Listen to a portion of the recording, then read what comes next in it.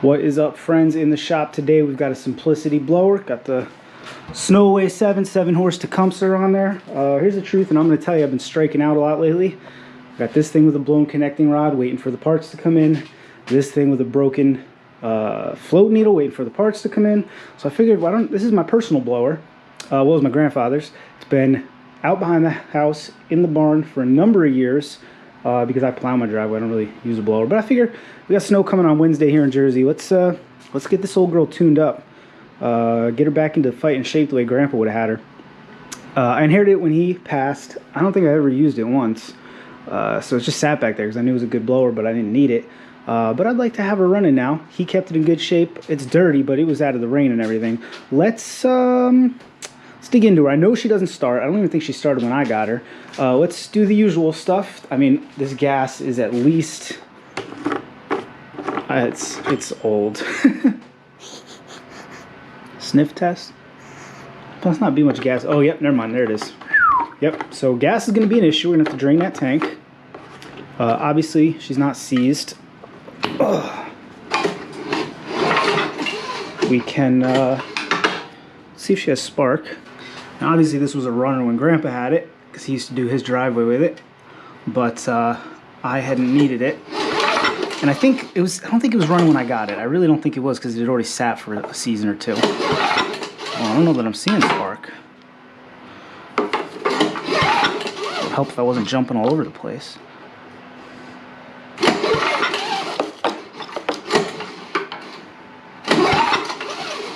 You guys see it? Oh, you know what? What an idiot. Duh. I forgot. I'm so used to blowers where the safeties are broken that... There we go.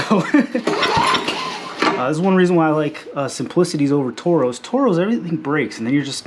All the little things seem to break. That doesn't happen on Simplicities. Every Toro I've had in here in the last 2 or 3 weeks, none of the safeties worked, which is why I didn't think to turn it on. But yeah, good strong spark. Let's pop the plug out, see how she look anyway. And I should really blow this off before I go pulling it open. Let's get at least the big chunks away. Oh yeah, look at all that stuff. I think there's going to be a nest in here somewheres. So let's go ahead and we'll clean that up and gap it before we throw her back in there. I don't know if you were still in frame there.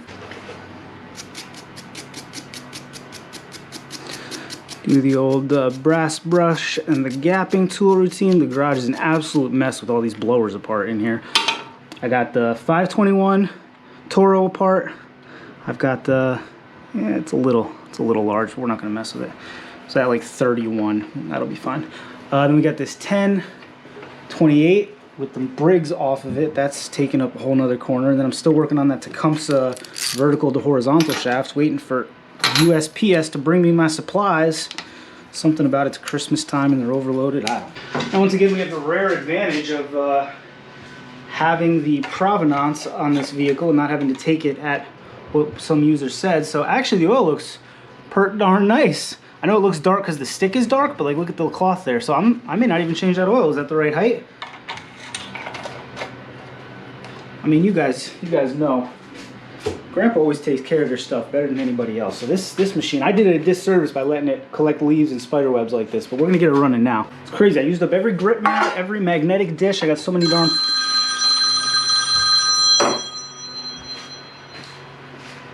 Yep. That was just Eric. He bought us another DOA snore blower to work on. So they'll have content for days. Gotta take off my, take my key out.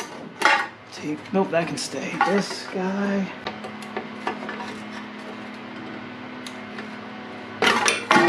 Christmas. I tell ya, life is hard and harder if you're stupid. Hopefully there are no parts in it yet. Okay, put that on the ground so that gravity can't defeat you. Pick the right screwdriver for fork's sake. Get to work, bud. Wow, Grandpa's even got all the mounting hardware. This 5/16 up there is always missing. I tell ya. Oh. My grandpa was one of those dudes. He knew it was gonna get done right. Told Ernie was on the project. and the screw over here.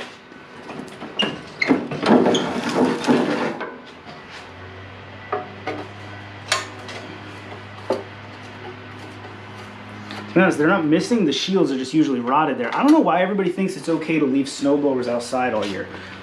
Like, that machine's gonna last you a quarter of its intended lifespan with you leaving it outside all the darn time. Now, here's one thing I could say about Toros. They give you a little bit of room to work with on this key wire. I got no room to spare here. Oh, it's wrapped around the fuel line for some reason. On the Simplicity, you got to, yeah, the Toros just have ones that pull out. These you unscrew, and then you can take the whole forking thing with you. There we go. All right, the fuel's off. No idea if anything's gonna pour out of there. We're just gonna wing it anyway. Oh, and that clip just disintegrated. Okay, that's cool. That'll be something we have to address later. Oh yeah, and the primer bulb line has rotted right off. Of course, that is stiffer than a coffin nail. All right, well, we're off to a great start. This one on over here, it's honestly easier to see if you can't get a good purchase on her. Oh, that's not happening.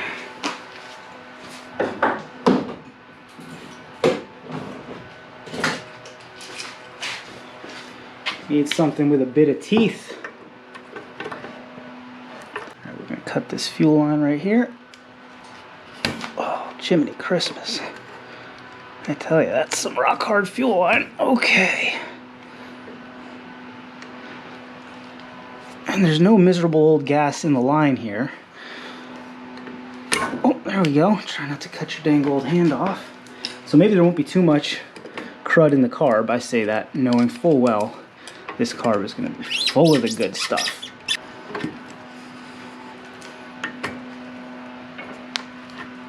There we go. Simple, right? All right, now we're just going to work this guy around like that until he wants to pop right out.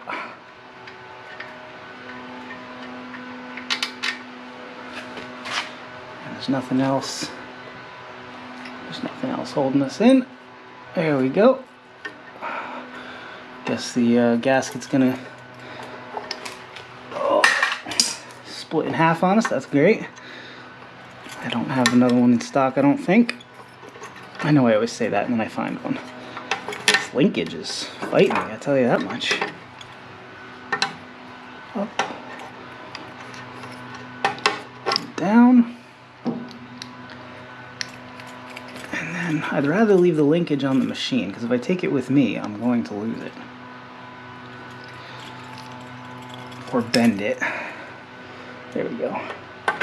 Leave the linkage on the machine, take the carburetor to the bench. I like this one because it's got both the adjustable high and low circuits and it's got the dump valve. That's the good one. That's the good Tecumseh carb you want to look for.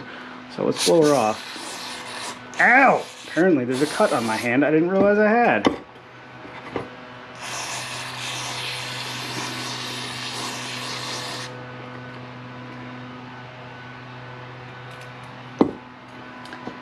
And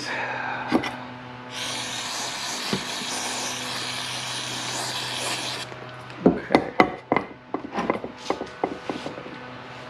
a little 7/16.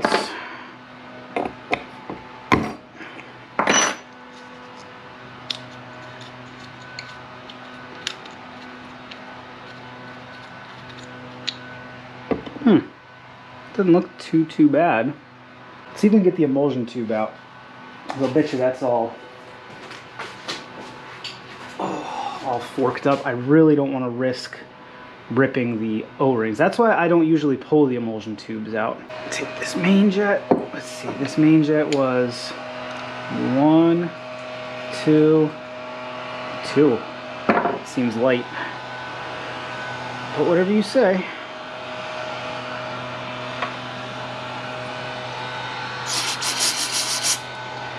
Main jet's easy. As you can see, the holes right there. And if stuff's blowing out of them, put your finger on the bottom. See that? That's what you wanted. Oh, get back here, right in the goop. Oh, right into the sewer.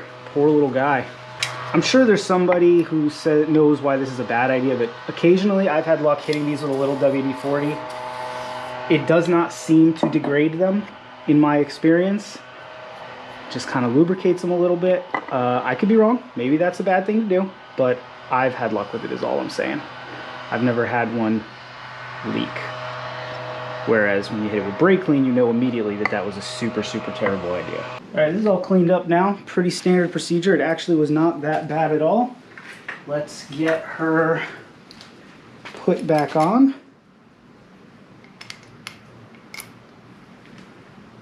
And then we'll get fuel lines on. And she should be ready to chooch. Oil we decided was good. And there's actually not much old fuel in here, so I'm going to do the right thing and mix some good on top. There's so little, I don't think there's much of any water in there. I'm sure it's fine, or it's not. If I didn't have so much luck in my life with these Tecumsehs, I'd be being more careful right now, but if you show them just the slightest bit of love, I love these Tecumseh motors, I love them on Simplicity blowers, you show them just a little bit of love and they run fine. That's why everybody would ask me, why don't you test this electric start on the blowers you do, because I never need them. You get these things tuned in right and you're just golden. You don't need electric start. I mean, maybe if you live up in winter peg, man, I told you. But for down here in Jersey where you're plowing in 30-degree weather, you're fine. Let's roll her outside and see if she wants to dial to life. Alrighty, let's choke her. Pump it several times as that bowl was... Oh, the fuel's not even open yet. Fuel open. Give it some time to get down in there because that line was bone dry. Sorry about the wind. I can't control the weather. If I could, I probably wouldn't be making crappy YouTube videos about snowblowers. Choke it.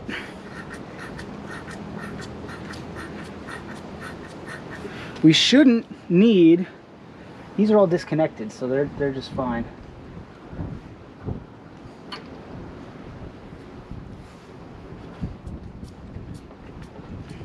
Oh! Spoke too soon about never having a thing that leaked.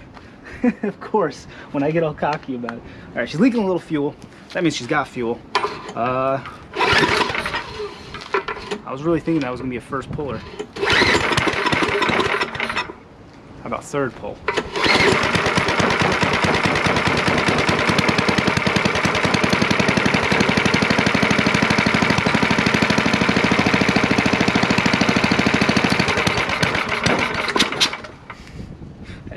I didn't hook up the linkage. Oh, do you know what a pain that's going to be to get on now? The linkage isn't on. My God, life is hard and harder if you're stupid. I'm thinking, what's going on with this thing? What an absolute moron. Does that even work? No, because I need to be able to get under there to crimp it closed.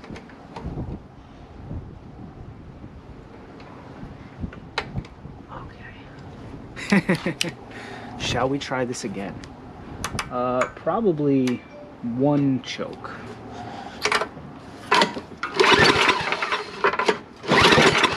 Maybe all the choke.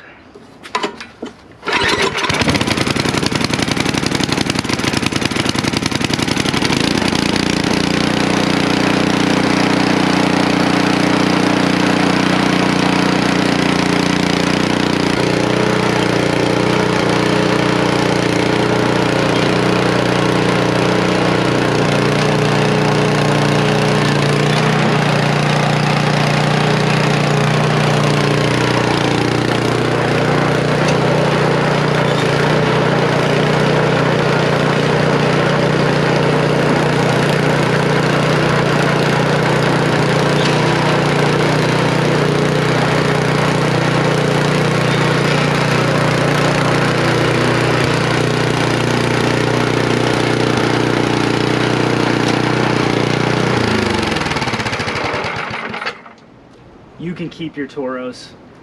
There is nothing like a Simplicity, man. Oh, I love these machines. I love the shift down here. Yeah, buddy. I don't need 6 gears. You don't need 6 forward gears on your snowblower. Like, honestly, you need 2. You need like fast and slow. I'm gonna get a screwdriver and we're gonna do a video that will end up being a separate video on how to tune one of these carburetors. All right, friends, like I said, I'm gonna do a separate video on how to tune one of these things, but I will just let you watch along real quick. Here's a tip. Get yourself a real long screwdriver for the low speed, because otherwise you're gonna be burning the crap out of your hand. Trust me, I've been a number of times sitting there trying to move your fingers, whatever. Got to get her up to temperature. Done that. We're going to do the high speed first, and then we'll tackle the idle. Come on, old girl. Oh, you want to be choked a little bit? Is that what it is? Just a little.